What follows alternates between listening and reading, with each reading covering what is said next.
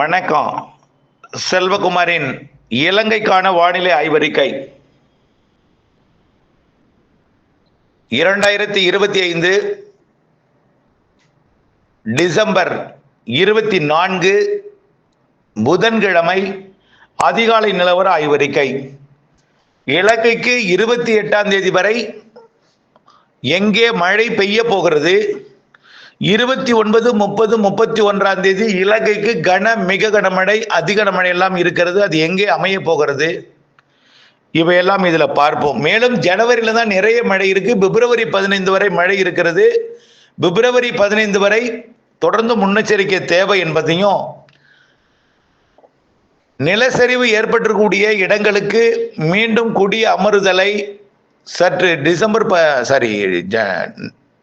பிப்ரவரி 15 வரை ஒத்தி வைக்குமாறும், ஆபத்தில்லாத இடங்களில் குடியிருக்கலாம், ஆய்வு மேற்கொண்டு வெடிப்பு ஏற்பட்டிருக்கூடிய இடங்களில் மீண்டும் மழைக்கு வாய்ப்பு அமையும் பொழுது நிலச்சரிவு ஏற்படலாம். அதே போல அணைகளுக்கு மீளும் நீர்வரத்தை கொடுக்கும் மழைப்பொழிவுகள் இருக்கிறது. இதனால் ஆற்றங்கரையோர பகுதிகளில் அணைகள் நீர் திறக்கப்படும் பொழுது வெள்ளப்பெருக்கு ஏற்படுத்தலாம். இந்த 2 ஆபத்து இலங்கைக்கு தொடர்ந்து இருக்கிறது.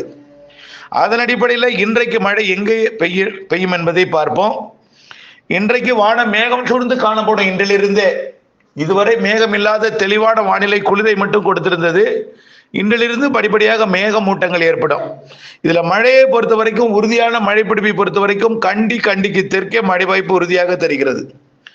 அதாவது சரியா சொல்ல போனால் காலி ஹம்மந்தோட்டா இடைப்பட்ட பகுதியில், அதற்கு உள்ளே பார்த்தீங்கன்னா கண்டி வரைக்கும் இடைப்பட்ட பகுதி, அதாவது இலங்கையோட ரத்னபுரா, டேனியா மற்றும் காலி ஹம்மந்தோட்டா இடைப்பட்ட பகுதி.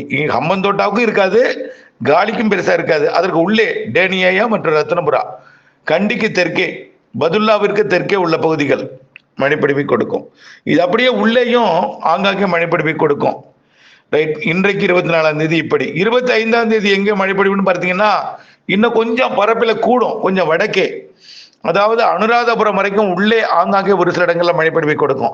இப்ப பெய்யற மழை எல்லாமே உள்ளதான் கொடுக்கும். வடக்கு கிழக்கு மாகாணங்களுக்கு நிகழ்வு வரும்பொழுதுதான் இப்ப மேகமூட்டங்களை தான் கொடுக்கும் வடக்கு கிழக்கு மாகாணங்களுக்கு. இருந்த போதிலும் வரக்கூடிய 26ஆம் தேதி வடக்கு கிழக்கு மாகாணங்களுக்கு மழை தெரிகிறது. முல்லைத்தீவு ஆனா பாதிக்கிற மழை இல்லை, மிரட்டு மழை. திரிகோணமலை, வவுனியா, அனுராதபுரம் இங்கெல்லாம் வரக்கூடிய 26ஆம் தேதி நல்ல மழை தெரியுது. ஆங்காங்கே உறுதியாக தென்னிலங்கைக்கு தான் தெரிகிறது, கொஞ்சம் கூடுதலா. சரி, 27ஆம் தேதி இன்னும் கொஞ்சம் கூடுதல் பரப்புல வடக்கு கிழக்கு மாகாணங்களுக்கு மழை தெரிகிறது. 28ஆம் தேதி இன்னும் கொஞ்சம் கூடுதல் பரப்பு. ஆனால் இதெல்லாம் சும்மா சாதாரண மிரட்டல் தான். மழைனா 29லிருந்து கனமழை காத்திருக்கிறது இலங்கையின் ஒட்டுமொத்த பகுதிக்கும். யாழ்ப்பாணம் முதல் பனாமா வரைக்கும், அதாவது கல்முனை வரைக்கும் உள்ள பகுதிகள் நல்ல மழை இருக்கு. வடக்கு கிழக்கு மாகாணங்களுக்கு தான் இந்த 29ஆம் தேதி மழை தொடக்கம் வலுவாக இருக்கும். முல்லைத்தீவு, திரிகோணமலை மற்றும் பர்டிகோலா இந்த பகுதிகள் கனமழை இருக்கு. அம்பாறைக்கு வடக்கே உள்பகுதி அணைகள் நீர்பிடிப்பு பகுதிகளில் கனமழை இருக்கு. கண்டி, அனுராதபுரம், வவுனியா, தலைமன்னார் கூட, புத்தளம் கூட மழை வாய்ப்பு இருக்கு. ஆனால் அதிக மழை என்பது யாழ்ப்பாணம், காங்கேசன்துறைக்கு தெற்கே உள்ள முல்லைத்தீவு, திரிகோணமலை, பர்டிகோலா, அம்பாறை, அனுராதபுரத்திற்கு கிழக்கே மற்றும் கண்டிக்கு கிழக்கே, பதுல்லாவிற்கு கிழக்கே உள்ள பகுதிகள், கிழக்கு மாகாணங்கள் 29ஆம் தேதி கனமழை காத்திருக்கு. சரி, 30ஆம் தேதி இன்னும் மழை பொழிவிட அளவு கூடும். 30ஆம் தேதியும் 31ஆம் தேதி இன்னும் கூடி இருக்கும். கண்டிப்பா 30, 31 கண்டிப்பா மழை பொழிவிட அளவு கூடி இருக்கும். பெரும்பாலும் இந்த சுற்றின் மழைப்பொழிவு கிழக்கு மாகாணங்கள் அதிகமாக இருக்கும். ஆனால் 29ஐ விட 30, 31 பரவலான மழைப்பொழிவு ஒட்டுமொத்த இலங்கைக்கு இருக்கு. இலங்கையின் ஒட்டுமொத்த இலங்கைக்கு பேசுபொருளாக போகிறது, மிரட்டலை கொடுக்க போகிறது. கடும் உச்சபட்ச ஒரு பீதியையும் அச்சத்தையும் இந்த மழைப்பொழிவு இலங்கைக்கு ஏற்படுத்தும். அதாவது மழை வருகிறது, நிகழ்வு வருகிறது என்று ஒரு பெரிய மிரட்டலோடு வரும். ஆனால் கடக்காமல் அப்படியே இருந்து நீடித்து நின்று மழைப்பொழிவை 2-3 நாட்கள் கொடுத்துவிட்டு 29, 30, 31 கொடுத்துட்டு விலகிடும். 1ஆம் தேதியும் மழை இருக்கும். இருந்தாலும் 30, 31 தான் பெரும்பாலான மழை பொழியும். 1ஆம் தேதியும் மழை இருக்கும். ஆனால் 30, 31 உச்சபட்ச மழைப்பொழிவை நீங்கள் எதிர்பார்க்கலாம்.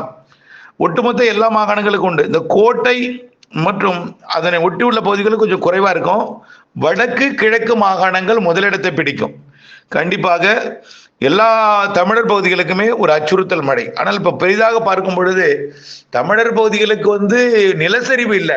ஆனால் நிலச்சரிவு ஏற்பட்ட இடம் பெரும்பாலும் தமிழர் பகுதிகளுக்கு நிலச்சரிவு இருந்துச்சு. ஆனால் மலைப்பகுதிகளில் பெரும்பாலும் வடக்கு கிழக்கு மாகாணங்களை விட கண்டி சுற்றுவட்டார பகுதிக்கு கடந்த முறை பாதிப்பு ஏற்படுத்தியது. இந்த முறை அதாவது கடந்த சில நாட்களுக்கு முன்பு 2 நாள் பெய்த மழை 37 சென்டிமீட்டர் பெய்தது 2 நாள்லேயே. அந்த மழைப்பொழிவு இப்பொழுதும் இருக்கு. ஆனால் அது ஒரு 20-25 சென்டிமீட்டர் வரைக்கும் போகலாம்னு எதிர்பார்க்கப்படுகிறது. ஆனால் இந்த வரக்கூடிய அந்த 30, 31 2 நாளும் 29, 30, 31 இந்த 3 நாள்ல வடக்கு கிழக்கு மாகாணங்கள்ல அதே போல 25-30 சென்டிமீட்டர் பெய்யலாம். 25-30 சென்டிமீட்டர் பெய்யலாம். ஆனால் நாம பெய்யலாம்னு ஒரு முன்னெச்சரிக்கையோடு இருக்கணுமே தவிர அது கூடுதல் குறைவாக கூட இருக்கலாம். நம்ம 25 சென்டிமீட்டருக்கு முன்னெச்சரிக்கையோடு இருக்கணும். மலை பகுதிகளில் வெடிப்பு ஏற்பட்டிருக்கூடிய பகுதிகளில் அதே போல ஆற்றங்கரைகளில் 30 சென்டிமீட்டர் மழை பெஞ்சா அணைகள் நீர் திறக்கப்படும். அப்போ ஆற்றங்கரைகளுக்கு வெள்ள ஆபத்து இருக்கிறது என்பதையும் நீங்கள் உணர்ந்திருக்க வேண்டும்.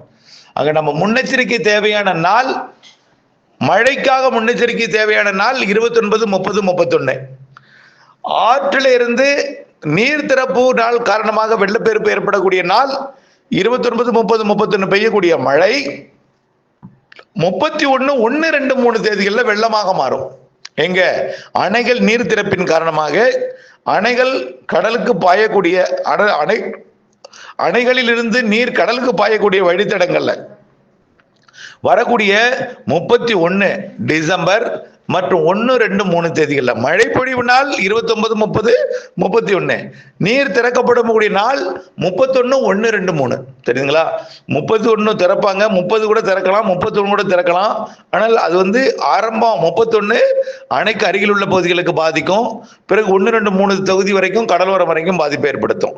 ஆகவே அணை நீர் திறக்கப்படுவதனால் ஏற்படக்கூடிய வெள்ள பாதிப்புக்கும் மழை பொழிவின் காரணமாக வெடிப்புக்குள் தண்ணீர் புகும் பொழுது நிலச்சரிவை வெடிப்பு ஏற்படக்கூடிய இடங்களில் ஏற்படுத்தும் என்கின்ற முன்னெச்சரிக்கை தான் இப்பொழுது நமக்கு தேவை.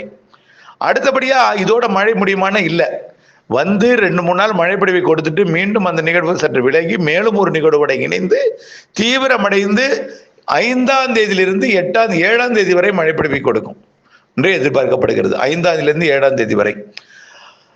பிறகு ஒரு 2-3 நாள் இடைவெளி கொடுத்து மீண்டும் 10ஆம் தேதியிலிருந்து 25ஆம் தேதி ஜனவரி வரைக்கும் இருக்கு. அதுல 2 நாள் இடைவெளி கொடுக்கும். அது 10, 11, 12 மழை பொழிவை கொடுக்கும் எதிர்பார்க்கப்படுகிறது. ஒருவேளை 10 11ஆம் இருந்துச்சுன்னா 11, 12, 13ஆக மாறும். ஒருவேளை அது ஒரு நாள் லேட் ஆயிடுச்சுன்னா 13, 14, 15ஆக மாறும். ஆகவே மழை பொழிவு பொங்கலுக்கு வாய்ப்பு இருக்கு, பொங்கலுக்கு இடைவெளி கொடுக்கவும் வாய்ப்பு இருக்கு.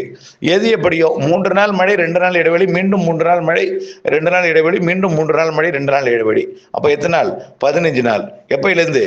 10ஆம் தேதியிலிருந்து 25ஆம் தேதி வரை ஒரு 15 நாள் 3 நிகழ்வுகள் 2 நாள் இடைவெளி கொடுத்து. சரி, 2 நாள் தமிழ்நாட்டுக்கு தான் இடைவெளி, இலங்கைக்கு பெருசா இடைவெளி இருக்காது. தூறல், சாரல், மேகமூட்டம் எல்லாமே இருக்கும். மிதமான மழை, லேசான மழை எங்கோ ஒரு இடத்துல இலங்கையில மழை ஜனவரியில இருந்து கொண்டுதான் இருக்கும். அடுத்தது பாத்தீங்கன்னா பிப்ரவரியில தென் இலங்கையில கண்டிப்பா மழை இருக்கும், தென்கிழக்கு இலங்கையிலையும் மழை இருக்கும். ஆக கண்டிப்பா பிப்ரவரி 15 வரை முன்னெச்சரிக்கை தேவை என்பதை தெரியப்படுத்த விரும்புகிறேன். ஏற்கனவே பெய்த பெருமழை பொழிவு, வெள்ளப்பொழிவு, நிலச்சரிவு இருக்காது. இப்ப சிறுமழை பெய்தாலும் அணை நிரம்பி இருக்கிற காரணத்தினால வெள்ளம் வெடிப்பு ஏற்படுத்தக்கூடிய இடங்களில் நிலச்சரிவு ஆபத்து இருக்கிறது என்பதை மட்டும் உணர வேண்டும். தொடர்ந்து இணைந்திருங்கள் அப்டேட்ஸுடன். நன்றி.